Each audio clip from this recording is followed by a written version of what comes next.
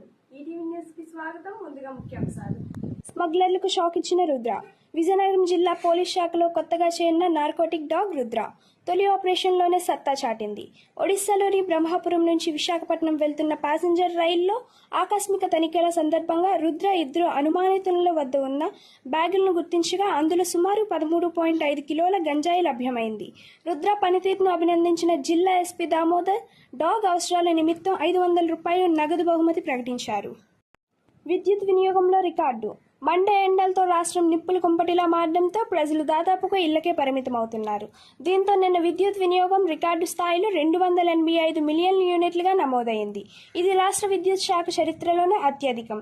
ఇదే పరిస్థితి కొనసాగితే 300 మిలియన్ యూనిట్లకు చేరొచ్చని అధికారులు చెబుతున్నారు. ఇండియాకు కావలసినంత ఆయిల్ ఇస్తామన్న మార్కో. ఇండియా ఎంత ఆయిల్ కొనాలనుకుంటే అంత సప్లై చేస్తామని America state secretary Marco Rubio స్పష్టం చేశారు. ఈ నెల 23 నుంచి 26 వరకు భారత్లో పర్యటించనున్న ఆయన ఎనర్జీ సప్లైపై స్వీడన్లో మీడియాతో మాట్లాడారు. ఉత్పత్తి ఎగుమతికి సంబంధించి అమెరికా చరిత్రలో ఎప్పుడూ లేనంత స్థాయిలో ఉందన్నారు. యుఎస్ ఎనర్జీ ఎక్స్పోర్ట్స్లో ఇండియా అతిపెద్ద భాగస్వామిగా ఉండాలని ట్రంప్ ప్రభుత్వం ఆశిస్తోందని తెలిపారు. మావిదన్ మాట వింటేనే చంద్రబాబుకు గుండె ఆగేలా ఉందని వైసీపీ అధ్యక్షుడు జగన్ అన్నారు. చాలా రోజుల తర్వాత మీడియా సమావేశం నిర్వహించిన జగన్ ఏపీలో ఆటవిక పాలన సాగుతుందని విమర్శించారు. జగన్ మంచోడు కాబట్టే తన తాత రాజారెడ్డిని చంపిన వారు ఈ రోజుకి ప్రశాంతంగా బ్రతుకుతున్నారని పేర్కొన్నారు. దక్షిణ కాశీగా బాసిల్లుతున్న కాళేశ్వర, ముక్తేశ్వర త్రివేణి సంగమ తీరాన సరస్వతి అంత్య పుష్కరాలు అట్టహాసంగా ప్రారంభమయ్యాయి.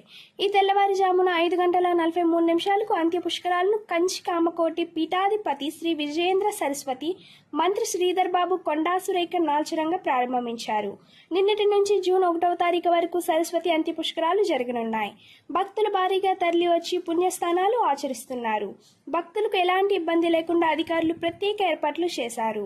తెలంగాణ వ్యాప్తంగా వివిధ బస్ స్టేషన్ల నుంచి 3,360 బస్సులు నడిపిస్తున్నారు.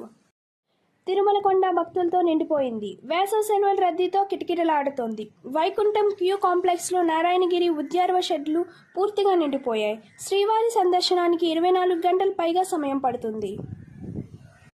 పూసపెట్టిరేగ దొంగల అరెస్ట్. పూసపెట్టిరేగ మండలం చల్లవని తోట పంచాయతీ ఏతపేటలో రీసురాజు అనే మహిళ ఇంట్లో ఈ నెల